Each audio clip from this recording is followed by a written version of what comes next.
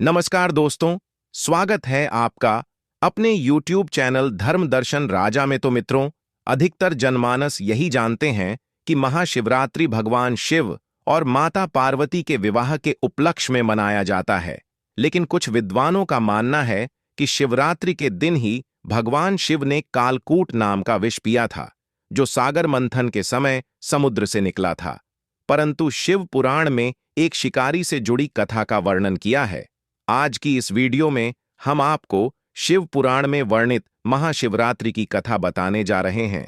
शिव पुराण के कोटि रुद्र संहिता में वर्णित कथा के अनुसार पौराणिक काल में किसी वन में एक भील रहता था जिसका नाम गुरुद्रु था। उसका परिवार बड़ा था। वह बलवान और क्रूर स्वभाव का होने के साथ ही क्रूरतापूर्ण कर्म भी किया करता था।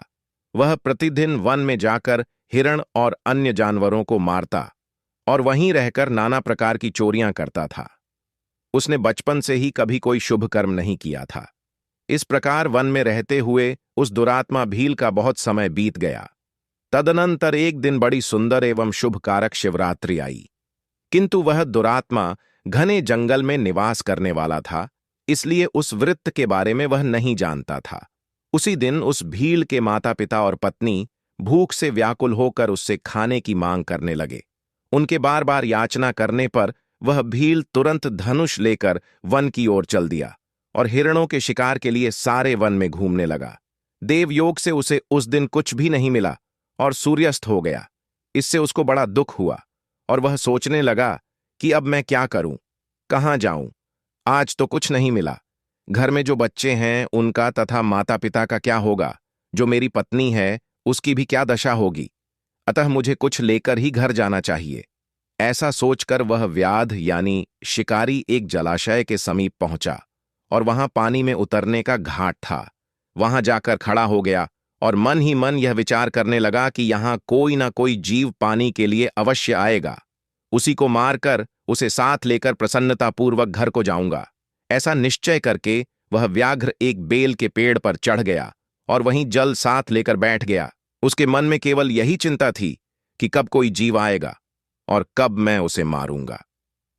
इसी प्रतीक्षा में भूख प्यास से पीड़ित वह वहां बैठा रहा। इस तरह काफी रात हो गई और जब रात का पहला प्रहर आरंभ हुआ तो एक प्यासी हिरणी वहां आई, जिसे देखकर उस व्याध को बड़ा हर्ष हुआ और उसने तुरंत ही उसे मारने के लिए अपने धनुष पर एक वाण का संधान लिया। ऐसा करते हुए उसके हाथ के धक्के से थोड़ा सा जल और वल्व पत्र नीचे गिर पड़े। उस पेड़ के नीचे शिवलिंग था, जिसके बारे में वह व्याध नहीं जानता था। इस तरह उस जल और विल पत्र से शिव की प्रथम प्रहर की पूजा संपन्न हो गई। उस पूजा के महात्मा से उस व्याघ्र का बहुत सा पाप तत्काल नष्ट हो गया। उधर वहां होने वाली खड़खड़हट की आवाज को सुनकर हिरनी ने भय से ऊपर की ओर देखा। व्याध को देखते ही वह व्याकुल हो गई और बोली, व्याध, तुम क्या करना चाहते हो? मेरे सामने सच सच बताओ।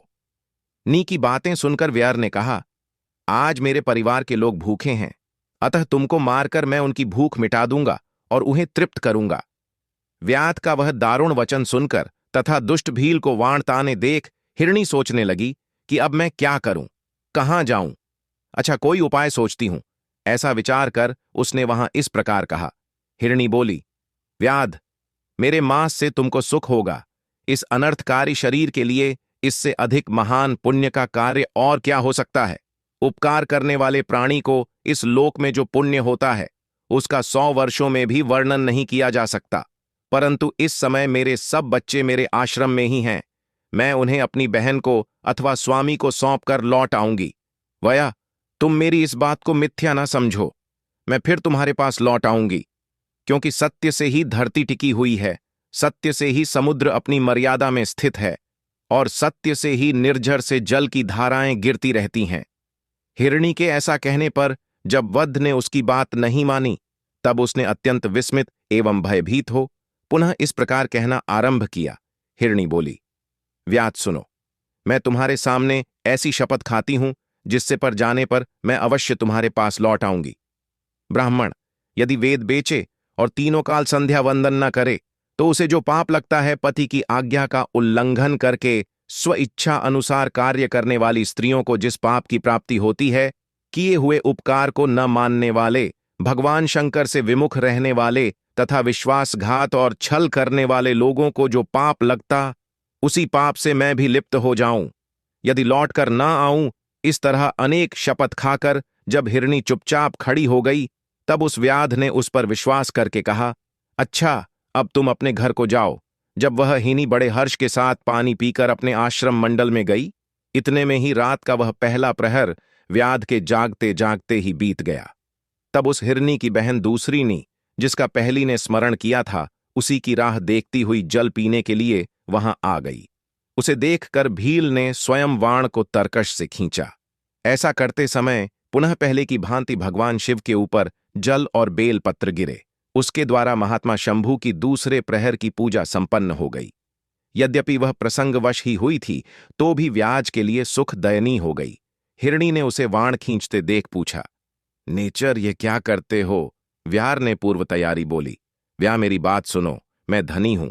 मेरा देह धारण सफल हो गया, क्योंकि इस अनित्य शरीर के द्वारा उपकार होगा। परंतु मेरे छोटे छोटे बच्चे घर में हैं, अत मैं एक बार जाकर उन्हें अपने स्वामी को सौंप दूं, फिर तुम्हारे पास लौट आऊंगी। हिरणी की बात सुनकर व्या बोले, मुझे तुम्हारी बात पर विश्वास नहीं है। मैं तुम्हें मारूंगा, इसमें संशय नहीं है। व्याध की बातें सुनकर नी भगवान विष्णु की शपथ खाती हुई बोली, व्या, जो कुछ मैं कहती हूं उसे सुनो। यदि मैं लौट कर ना आऊं तो अपना सारा पुण्य हार, क्योंकि जो वचन देकर उससे पलट जाता है वह अपने पुण्य को हार जाता है। जो पुरुष अपनी विवाहिता स्त्री को त्याग कर दूसरी के पास जाता है, वैदिक धर्म का उल्लंघन करके कपूल कल्पित धर्म पर चलता है, भगवान विष्णु का भक्त होकर शिव की निंदा करता है, माता पिता की निधन तिथि को श्राद्ध आदि न करके उसे सुना बिता देता है, तथा मन में संताप का अनुभव करके अपने दिए हुए वचन को पूरा करता है। ऐसे लोगों को जो पाप लगता है वही मुझे भी लगे। यदि लौटकर ना आऊं, हिरणी के ऐसा कहने पर वध ने कहा, जाओ। उसके बाद हिरणी जल पीकर हर्षपूर्वक अपने आश्रम को गई। इतने में ही रात का दूसरा प्रहर भी व्याध के जागते जागते बीत गया। इसी समय तीसरा प्रहर आरंभ हो जाने पर हिरणी के लौटने में बहुत विलंब हुआ। जानचकित हो व्यात उसकी खोज करने लगा। इतने में ही उसने जल के मार्ग में एक हिरण को देखा। वह बड़ा हष्टपुष्ट था। उसे देखकर वत को बड़ा हर्ष हुआ और वह धनुष पर वाण रखकर उसे मार डालने को उद्यत हुआ। ऐसा करते समय उसके प्रारब्धवश कुछ जल और विलपत्र शिवलिंग पर गिरे। उससे उसके सौभाग्य से भगवान शिव की तीसरे प्रहर की पूजा भी संपन्न हो गई। इस तरह भगवान ने उस पर अपनी दया दिखाई। पत्तों के गिरने की आवाज सुनकर उस हिरण ने व्याध की ओर देखा और पूछा, क्या करते हो? व्याध ने उत्तर दिया, मैं अपने कुटुंब को भोजन देने के लिए तुम्हारा वध करूंगा। व्याध की बात सुनकर हिरण के मन में बड़ा हर्ष हुआ और तुरंत ही बोले, मैं धन्य हूं, मेरा हष्टपुष्ट शरीर होना सफल हो गया, क्योंकि मेरे शरीर से आप लोगों की तृप्ति होगी। जिसका शरीर परोपकार के काम में नहीं आता, उसका सब कुछ व्यर्थ चला गया। जो सामर्थ्य रहते हुए भी किसी का उपकार नहीं करता, उसकी वह सामर्थ्य व्यर्थ चली जाती है तथा वह परलोक में नरकगामी होता है। परंतु एक बार मुझे जाने दो, मैं अपने बालकों को उनकी माता के हाथ में सौंपकर और उन सबको धीरज बंध कर यहां लौट आऊंगा। उसके ऐसा करने पर बयाद मन ही मन बड़ा विस्मित हुआ। उसका हृदय कुछ शुद्ध हो गया था और उसके सारे पाप नष्ट हो चुके थे। उसने हिरण से कहा, जो यहां आए वे सब तुम्हारी तरह बातें बनाकर चले गए, परंतु वे अभी तक यहां नहीं लौटे। हिरण, तुम भी इस समय संकट में हो, इसलिए झूठ बोलकर चले जाओ, फिर आज मेरा जीवन निर्वाह कैसे होगा? व्याध की बातें सुनकर हिरण बोले, व्याध, मैं जो कुछ कहता हूं उसे सुनो। मुझ में असत्य नहीं है। सारा चराचर ब्रह्मांड सत्य से ही टिका हुआ है। जिसकी वाणी झूठी होती है उसका पुण्य उसी क्षण नष्ट हो जाता है। तथापि व्याध, तुम मेरी सच्ची प्रतिज्ञा सुनो। संध्याकाल में मैथुन तथा शिवरात्रि के दिन भोजन करने से जो पाप लगता है, झूठी गवाही देने, धरोहर को हड़प लेने तथा संध्या न करने से द्विज को जो पाप होता है, वही पाप मुझे भी लगे। यदि मैं लौट कर नाऊं जिसके मुख से कभी शिव का नाम नहीं निकलता, जो सामर्थ्य रहते हुए भी दूसरों को उपकार नहीं करता, पर्व के दिन श्रीफल तोड़ता, अक्ष भक्षण करता, तथा शिव की पूजा किए बिना और भस्म लगाए बिना भोजन कर लेता है। इन सब का पातक मुझे लगे, यदि मैं लौट कर ना आऊं। उसकी बात सुनकर वध ने कहा, जाओ शीघ्र लौटना। विद के ऐसा कहने पर हिरण पानी पीकर चला गया। वे सब अपने आश्रम पर मिले। तीनों ही प्रतिज्ञाबद्ध हो चुके थे। आपस में एक दूसरे के वृतांत को भली बाती सुनकर सत्य के पाश से बंधे हुए उन सब ने यही निश्चय किया कि वहां अवश्य जाना चाहिए। इस निश्चय के बाद वहां बालकों को आश्वासन देकर वे सब के सब जाने के लिए उत्सुक हो गए। उस समय जेठी हिरणी ने अपने स्वामी से कहा, वा आपके बिना यहां बालक कैसे रहेंगे प्रभु? मैंने ही वहां पहले जाकर प्रतिज्ञा की है, इसलिए केवल मुझको जाना चाहिए। आप दोनों यहीं रहे। उसकी यह बात सुनकर छोटी हिरणी बोली, बहन, मैं तुम्हारी सेविका हूं, इसलिए आज मैं वध के पास जाती हूं, तुम यहीं रहो।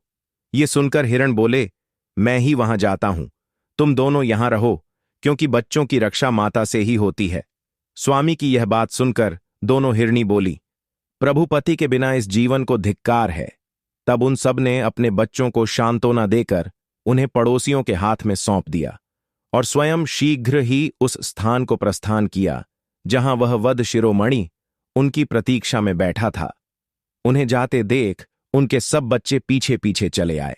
उन्होंने यह निश्चय कर लिया था कि माता पिता की जो गति होगी वही हमारी भी हो। उन सबको एक साथ आया हुआ देख व्याध को बड़ा हर्ष हुआ। उसने धनुष पर बाण रखा। उस समय पुनः जल और विलपत्र शिव के ऊपर गिरे। इससे शिव के चौथे प्रहर की शुभ पूजा भी संपन्न हो गई। उस समय व्याध का सारा पाप तत्काल भस्म हो गया। इतने में ही दोनों हिरणी और हिरण बोल उठे, व्याज शिरोमणि शीघ्र कृपा करके हमारे शरीर को सार्थक करो। उनकी यह बात सुनकर व्याध को बड़ा विस्मय हुआ। शिव पूजा के प्रभाव से उसको दुर्लभ ज्ञान प्राप्त हो गया। उसने सोचा, यह हिरण ज्ञानहीन पशु होने पर भी धन्य है, जो ज्ञानहीन होकर भी अपने शरीर से परोपकार करना चाहते हैं। लेकिन धिक्कार है मेरे जीवन को कि मैं अनेक प्रकार के कुकृत्य से अपने परिवार का पालन करता रहा। अब उसने अपने वाण रोक लिए तथा मृगों से कहा कि वे सब धन्य हैं तथा उन्हें वापस जाने दिया। उसके ऐसा करने पर भगवान शंकर ने प्रसन्न होकर तत्काल उसे अपने दिव्य स्वरूप का दर्शन करवाया तथा उसे सुख समृद्धि का वरदान देकर गुह नाम प्रदान किया। मित्रों, यही वह गुह था जिसके साथ भगवान श्री राम ने मित्रता की थी। मित्रों, महाशिवरात्रि की यह कथा यही समाप्त होती है। तो मित्रों, आशा करते हैं कि आपको वीडियो पसंद आया होगा, तो वीडियो को लाइक, सब्सक्राइब और शेयर जरूर करें।